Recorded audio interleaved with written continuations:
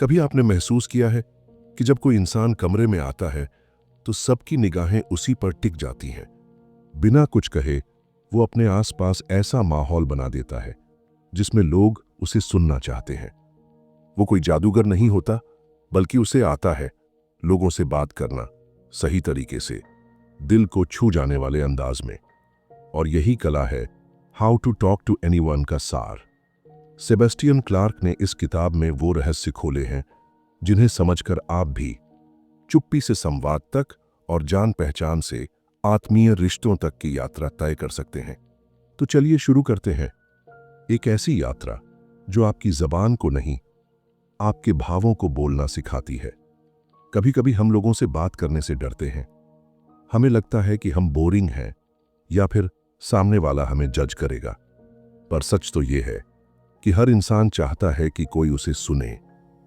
हर व्यक्ति के भीतर एक ऐसी कहानी होती है जिसे वो किसी अपने से बांटना चाहता है। क्लार्क कहते हैं कि जब आप लोगों से बात करते हैं तो शब्दों से ज्यादा महत्व भावनाओं का होता है। लोग आपके बोले गए शब्द भूल सकते हैं, लेकिन उन्होंने आपके साथ जो महसूस किया वो हमेशा याद रहेगा। इसलिए पहला कदम है सुनना सीखना। लेकिन सुनना भी एक कला है। ज्यादातर लोग सिर्फ जवाब देने के लिए सुनते हैं, लेकिन जो लोग समझने के लिए सुनते हैं वही सच्चा कनेक्शन बना पाते हैं। जब आप किसी से बातें करें तो अपनी पूरी मौजूदगी लेकर आए। उसकी आंखों में देखें, उसकी बात को बीच में मत काटें। ये छोटे छोटे संकेत सामने वाले को बताते हैं कि वो आपके लिए महत्वपूर्ण है। और यही अहमियत धीरे धीरे विश्वास में बदलती है। विश्वास वो आधार है जिस पर आप किसी भी रिश्ते की नींव रख सकते हैं। अब बात करते हैं उस रहस्यमयी ताकत की जिसे लोग करिश्मा कहते हैं।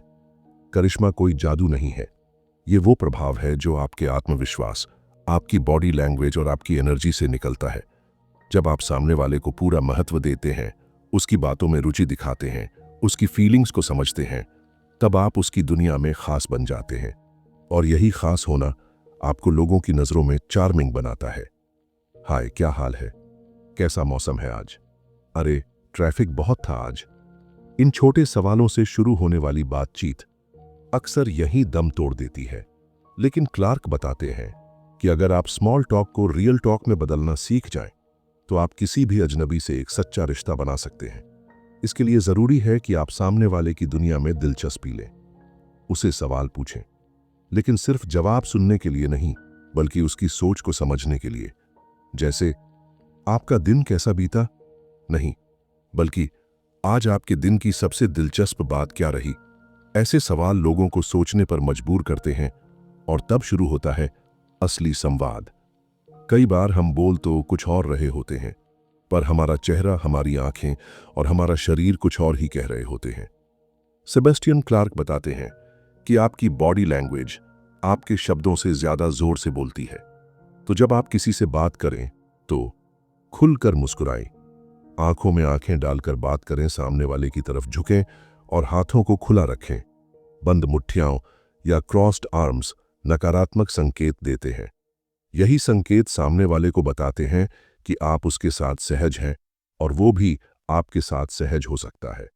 अब सवाल उठता है, क्या ये सब सिर्फ एक्सट्रोवर्ट्स कर सकते हैं? नहीं। क्लार्क खुद मानते हैं कि इंट्रोवर्ट्स के पास एक अनोखी ताकत होती है। वो सुनने की कला में महारत रखते हैं। अगर आप भी ऐसे हैं जो कम बोलते हैं तो घबराइए मत, क्योंकि कम बोलना कोई कमजोरी नहीं, बल्कि एक ऐसी खूबी है जो आपको गहराई से जुड़ने की ताकत देती है। बस आपको अपनी मौजूदगी को महसूस कराना है, धीरे लेकिन आत्मविश्वास के साथ। लोग नकलीपन को पहचान लेते हैं। आप चाहे जितनी भी स्क्रिप्टेड बातें कर लें, अगर उसमें भाव नहीं है तो सामने वाला कनेक्ट नहीं करेगा। इसलिए सबसे जरूरी बात है, खुद को वैसा ही रखो जैसा आप हो, लेकिन हर बार थोड़ा और बेहतर बनने की कोशिश करो। क्लार्क कहते हैं, लोग सबसे ज्यादा उन्हीं से जुड़ते हैं जो अपनी कमजोरियों को छुपाते नहीं, बल्कि अपनाते हैं। इसलिए अपने अंदर की सच्चाई को आवाज दो, वही आवाज लोगों तक पहुंचती है। क्लार्क एक दिलचस्प बात बताते हैं, हर इंसान को उसका नाम सबसे प्यारा शब्द लगता है। जब आप किसी को उसके नाम से बुलाते हैं तो वो महसूस करता है कि आपने उसे पहचाना है, और ये छोटी सी बात रिश्ते की शुरुआत को खास बना देती है। इसलिए किसी से भी मिलने पर उसका नाम याद रखें और बात करते वक्त उसका इस्तेमाल करें। जब आप किसी नए व्यक्ति से मिलते हैं तो आपके पहले 7 सेकंड में ही वो तय कर लेता है कि वो आपसे जुड़ना चाहता है या नहीं। इसलिए क्लार्क कहते हैं, अपने पोस्चर पर ध्यान दें। मुस्कुराहट आपकी सबसे बड़ी ताकत है। पॉजिटिव एनर्जी लेकर एंटर करें, चाहे आप घबराए हों। फिर भी, क्योंकि अक्सर लोगों को याद रहता है आपने उन्हें कैसा महसूस कराया। जब कोई रिश्ता गहराई से जुड़ता है तो उसमें सिर्फ शब्द नहीं बल्कि भावनाएं, हाव भाव और मौन का भी महत्व होता है। How to talk to anyone का दूसरा भाग इसी गहराई में उतरता है। बातचीत को केवल बोलने की प्रक्रिया समझना उस कला की सबसे बड़ी भूल होती है। इंसान को समझने के लिए उसकी आंखों की भाषा, उसकी खामोशी, उसकी ऊर्जा को पढ़ना आना चाहिए। जब आप ये समझ जाते हैं तो आपके शब्द भी जादू की तरह असर करने लगते हैं। कई बार ऐसा होता है कि हम बोलते तो बहुत हैं लेकिन लोगों से जुड़ नहीं पाते। कारण ये नहीं कि हमारे पास कहने को कुछ नहीं, बल्कि ये कि हम सामने वाले की भावनाओं से तालमेल नहीं बिठा पाते। किताब में बताया गया है कि असली संवाद तब शुरू होता है जब हम सामने वाले की दुनिया में उतरते हैं, उसकी सोच, उसकी परछाइयों, उसकी चुप्पियों में। लोग तब तक खुलते नहीं जब तक उन्हें यह भरोसा न हो जाए कि आप उन्हें जज नहीं कर रहे बल्कि समझना चाहते हैं। और इस भरोसे की शुरुआत होती है संवेदनशीलता से। बातचीत की एक सबसे सुंदर कला है मौन का इस्तेमाल। जरूरी नहीं कि हर क्षण में आप बोलें। कई बार चुप रह जाना, सामने वाले को स्पेस देना, उसे उसके भावों में अकेले छोड़ देना एक गहरा कनेक्शन बना सकता है। बहुत से लोग इस गलत फहमी में रहते हैं कि बोलते रहने से संबंध बनते हैं, जबकि गहरे रिश्ते वहां जन्म लेते हैं जहां मौन भी संवाद बन जाता है। क्लार्क इसी मौन को संप्रेषण की सबसे पवित्र भाषा मानते हैं। एक और अहम पक्ष आता है सवाल पूछना। अधिकतर लोग बातचीत को एक अवसर मानते हैं खुद के बारे में बताने का, लेकिन जो लोग रिश्ते बनाते हैं वो जानते हैं कि सबसे ज्यादा असरकारी संवाद वहां होता है जहां आप सवाल करते हैं और उसे ध्यान से सुनते हैं। सवाल भी ऐसे नहीं जो सतही हों, बल्कि वो जो सामने वाले की आत्मा को छू जाए। तुम क्या करते हो से ज्यादा असरकारी होता है तुम किस चीज में पूरी तरह खो जाते हो। ऐसा सवाल किसी की आंखों में चमक भर देता है और फिर आप सिर्फ बात नहीं कर रहे होते, आप कनेक्ट कर रहे होते हैं। इस किताब में एक बेहद संवेदनशील बात यह भी कही गई है कि जब आप किसी से बात कर रहे हो तो उनका नाम इस्तेमाल करना मत भूलिए। एक इंसान के लिए उसका नाम इस दुनिया का सबसे मधुर शब्द होता है। जब आप उसे उसके नाम से बुलाते हैं तो वो खुद को पहचाना हुआ महसूस करता है। ये एक छोटी सी आदत आपके संवाद में आत्मीयता घोल सकती है। हम सब कभी न कभी ऐसे मुश्किल संवादों का सामना करते हैं जहां टकराव होता है, मतभेद होते हैं। क्लार्क यहां एक अत्यंत प्रभावशाली सिद्धांत बताते हैं, रिस्पॉन्ड, डोंट रिएक्ट, यानी प्रतिक्रिया देने से पहले ठहरिए। सामने वाला गुस्से में हो सकता है, असहज हो सकता है, लेकिन अगर आप उसकी बात को बिना टूटे हुए सुन लेते हैं और जवाब देने में थोड़ा वक्त लेते हैं तो आप अपने रिश्तों को बचा सकते हैं।